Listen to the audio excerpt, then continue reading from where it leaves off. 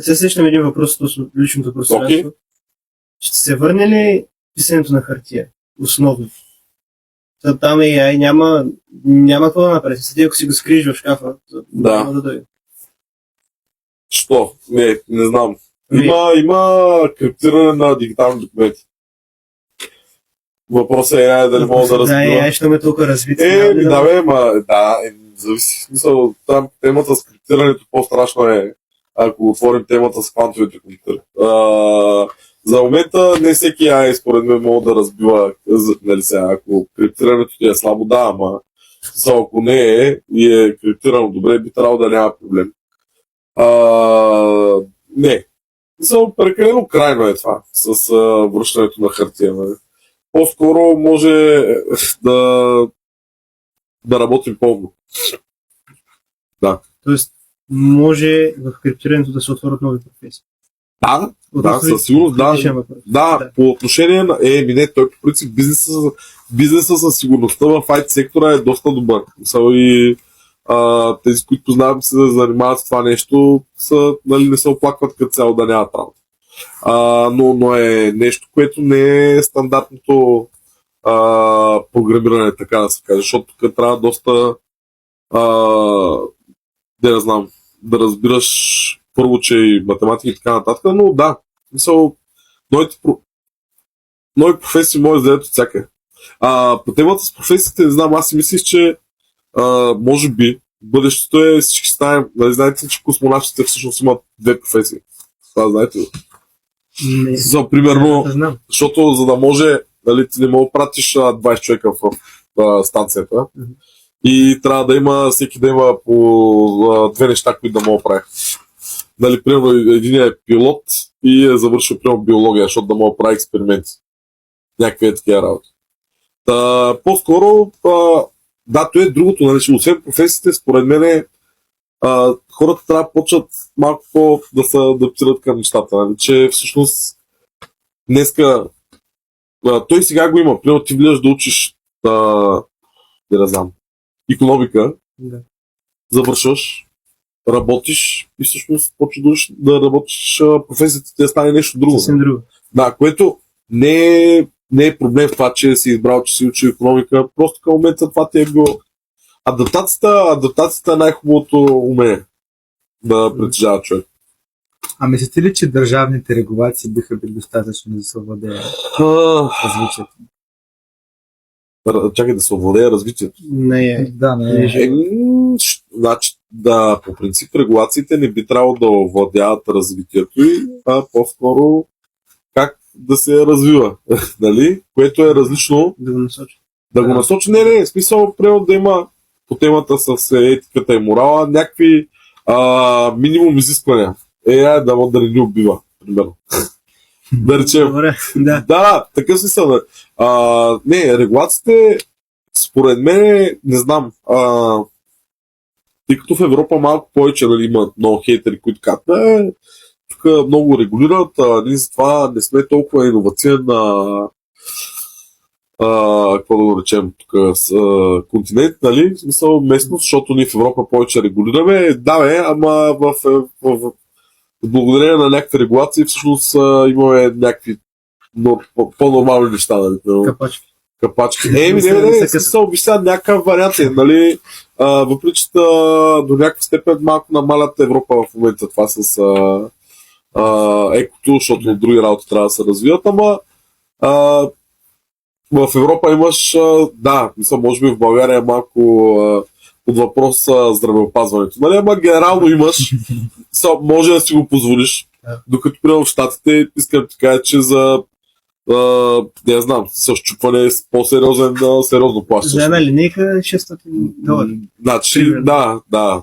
Което, нали, по темата с дали регулациите работят или сега. В AI най-вероятно е по-различно, нали, но пак нещо много важно, което все пак Европа е направила това с GDPR, според мен е много хубаво нещо, защото ние като европейци може да отидем и да си изискваме данните ни, докато примерно в Щатите те първа след GDPR почнаха примерно някакви неща, ти можеш да отидеш и да кажеш изтрите от вашата система. Да.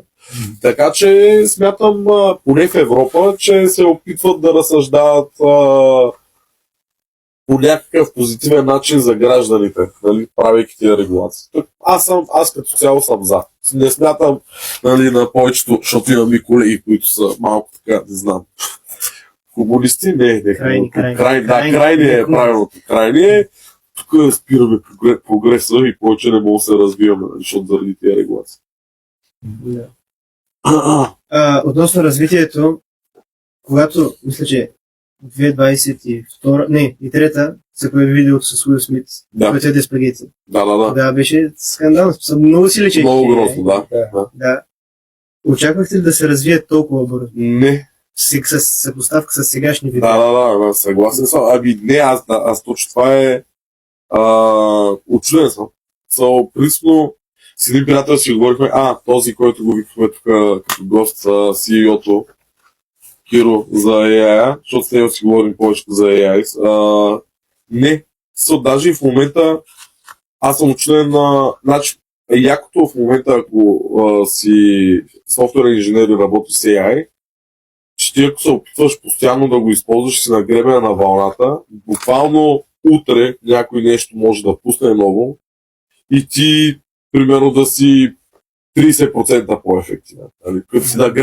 Като си на гребена на вълната, докато използваш тази технология. Така че, се искам да кажа, че го усетих това нещо последната една година, защото малко повече съм се занимавал с AI като разработка. Нали?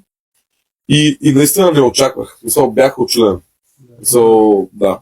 Така че, да, защото наистина видеото с какво беше, спагети с лоб, не знам, ужасно гледаше. Да, яде спагети беше просто ужасно, но наистина сега има страшни модели. Един малко по-оф-топик въпрос. Ако този епизод беше сериал в Netflix, Да. как би се казва? Сериал в Netflix.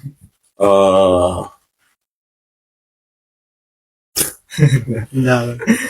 Не знам. Не, защото се опитвам да се преведа на български някои от сериалите, които съм гледал в Netflix. Аз по-скоро... това беше Терминатор. Смешки за Терминатор и AI с Ваня. Някакво стендъп комеди шоу, не знам. Не съм сигурен. Но да. И последният ни въпрос. Какво трябваше да зададем, обаче не го направихме? Не знам. Ще я кажа от предварителния разговор. Затова много не бях мислил.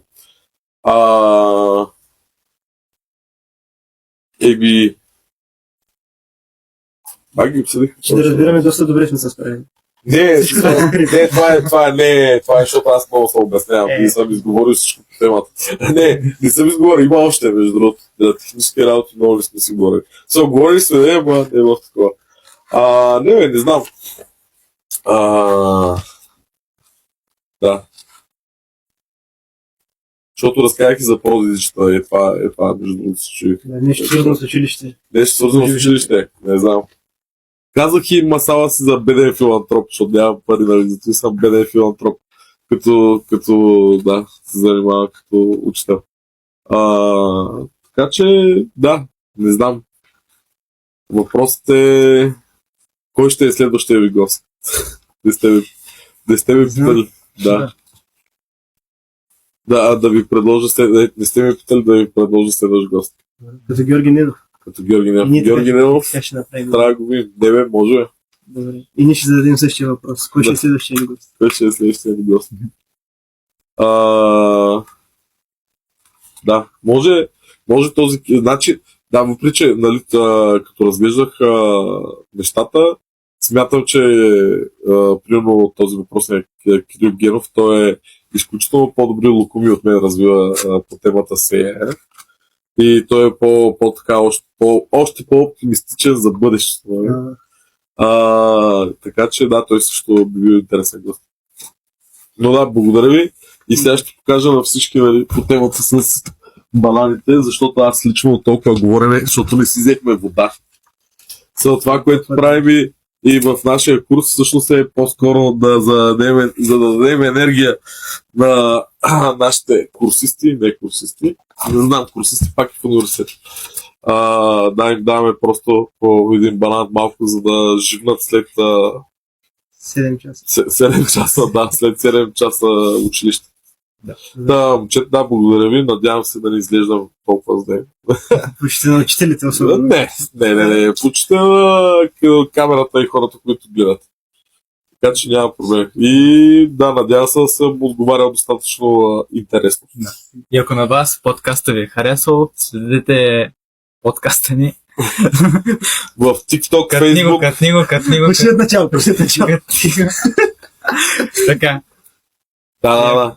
И ако на вас днешния епизод ви е харесал, последете нашия подкаст за още интересни теми.